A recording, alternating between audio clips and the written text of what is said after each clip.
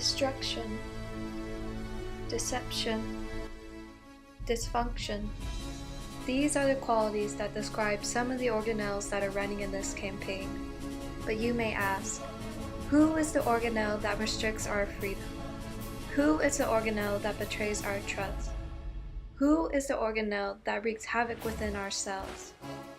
Well, the organelles are none other than the nucleus, the lysosome, and the mitochondria. The nucleus may seem like any average leader that provides order within the community. However, that's all a trick to manipulate the other organelles to follow every command the nucleus issues. The nucleus controls our movement and relationships with other organelles. The nucleus controls our reproduction and growth of knowledge, as organelles are restricted to one function, instead of exploring the possibilities in the cell. With all these restrictions, the nucleus opens up opportunities to heart disease, leukemia, Parkinson's, Huntington's, Borna, and many other diseases that risk the safety of our cells.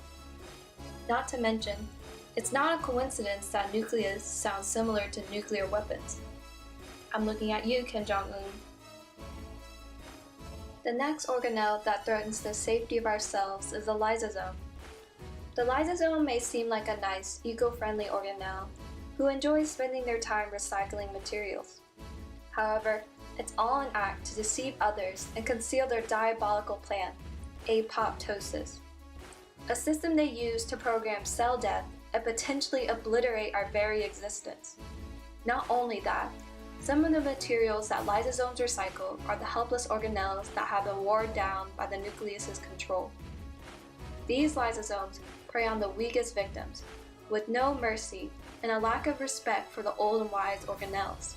So it's not a coincidence that lysosomes sound similar to lies, such as Hillary Clinton's lies. The mitochondria is the next organelle that threatens our cell's safety. The mitochondria may seem like a hard worker, as they primarily provide energy for the cell.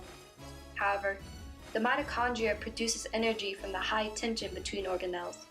Chemical reactions from the heated arguments and protests between organelles fuel the mitochondria to create energy.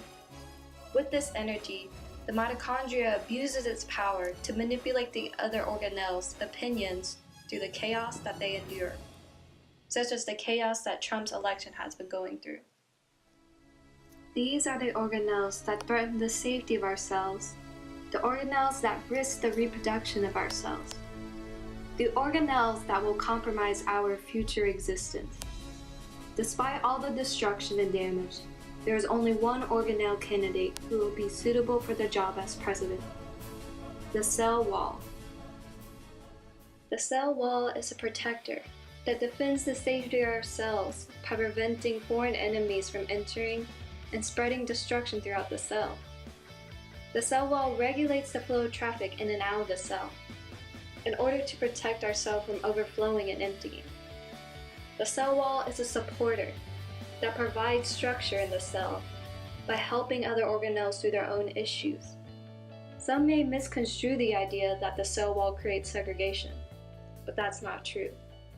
Instead of segregation, the cell wall keeps all the organelles together in order to mitigate tension and keep all the organelles together in harmony so that we grow a healthier cell and a healthier community. Lastly, the cell wall is a guardian who guides the cell toward the right decisions that will enable prosperity and growth within the entire cell. To put it simply, the cell wall is a supporter, a protector, and a guardian who will restrict enemies from ruining the safety of our cell and provide us the freedom to live a happy life. Remember to vote for Cell Wall at Protection for Election.